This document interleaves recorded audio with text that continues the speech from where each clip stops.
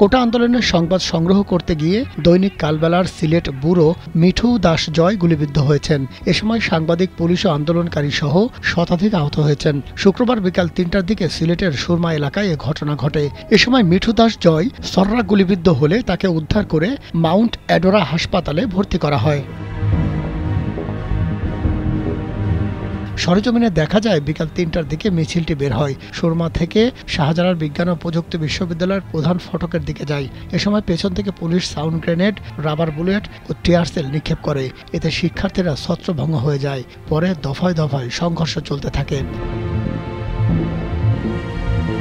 এদিকে সুরমা এলাকাস্থ মাউন্ট এডোরা হাসপাতালে আন্দোলনকারীরা অবস্থান নিলে পুলিশ সেখানে হামলা করে। তাছাড়া পুলিশকে আশপাশের বাসাবাড়িতে হামলা করতে দেখা যায়। স্যান্ডেলিনা সো, রূপচর্চায় আভিজাত্য।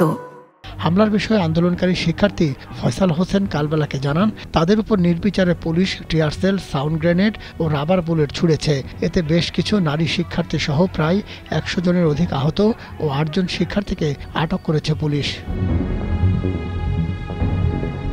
সিলেট মহানগর পুলিশের উপ পুলিশ কমিশনার ও অতিরিক্ত ডিআইজি আজবাহার আলী শেখ কালবেলাকে অভিযোগ করেন, রাস্তা ব্লক করে আন্দোলনের সময় শিক্ষার্থীরা পুলিশের উপর হামলা চালিয়েছে। আহত দৈনিক এশিয়ান এইজের ফটো সাংবাদিক জানান, হাসপাতালের পাশ থেকে ভিডিও করার সময় পুলিশ তাদের উপর হামলা চালায়। বারবার পুলিশকে ইশারা করার পরও বুলেট ও ছররা গুলি ছোড়ে।